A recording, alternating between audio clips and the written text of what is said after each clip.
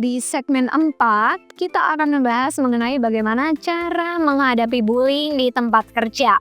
Ini biasanya yang menjadi kendala ya bagi teman-teman yang menjadi korban perilaku bullying atau bahkan yang menjadi saksi gitu ya.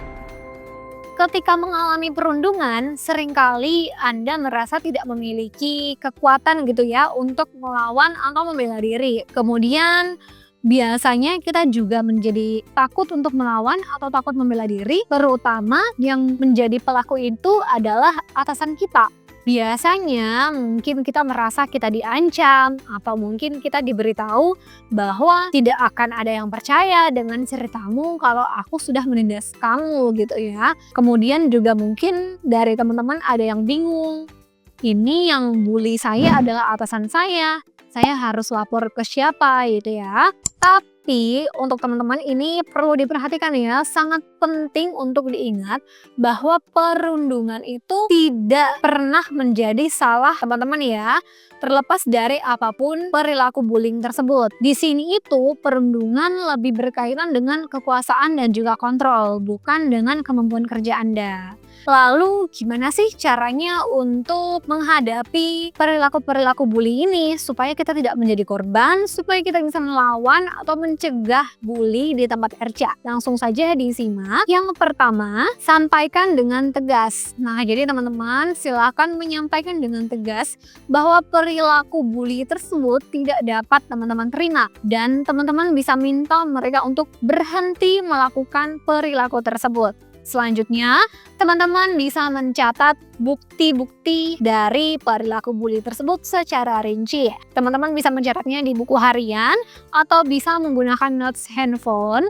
Teman-teman catat secara rinci seperti waktu kejadiannya kapan, kemudian saksi matanya ada siapa saja, lokasinya di mana, kemudian kejadiannya seperti apa. Nah, tidak kalah penting teman-teman harus menyimpan salinan dari catatan tersebut dan juga teman-teman jangan menceritakannya dulu ke orang yang teman-teman belum bisa percaya gitu ya. Kalau misalkan ternyata teman-teman punya keberanian ya, teman-teman sangat bisa untuk melaporkan kejadian tersebut ya. Jadi silakan laporkan ke pihak yang berwenang, mungkin yang memiliki kuasa lebih atau mungkin mempunyai hak dan wewenang lebih dari pelaku tersebut. Teman-teman juga silahkan ya, ini khususnya bagi yang menjadi penanggung jawab personalia SDM di perusahaan, silahkan ditinjau kembali bagaimana kebijakan perusahaan ya.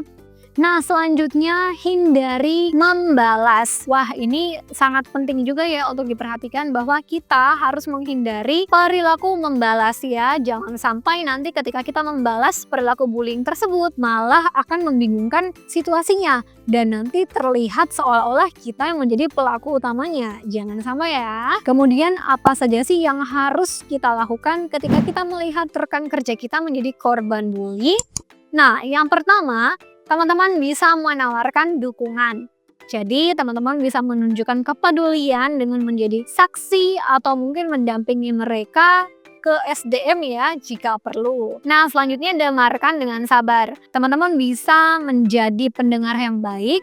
Ketika mereka mau melaporkan masalah, pastinya kan mereka cerita dulu ya ke teman-teman bagaimana kronologinya. Silakan mendengarkan cerita tersebut dengan empati. Selanjutnya, teman-teman juga bisa membantu melaporkan kasus bullying tersebut apabila korban tidak berani untuk melaporkan. Dan juga teman-teman bisa menjaga kedekatan seperti hubungan kerja untuk memberikan mereka rasa aman dan juga memberikan rasa didukung. Nah, tidak hanya itu, teman-teman juga harus memastikan ya teman-teman bisa menjaga kerahasiaan. Ya, menjaga rahasia, melindungi privasi dari teman-teman yang menjadi korban, dan jangan mengungkapkan informasi tanpa izin mereka. Baik, itu tadi segmen 4 yang membahas mengenai cara menghadapi bullying di tempat kerja. Jangan lupa untuk ikuti segmen selanjutnya yang akan menjadi sesi terakhir dalam video ini. Salam sakti!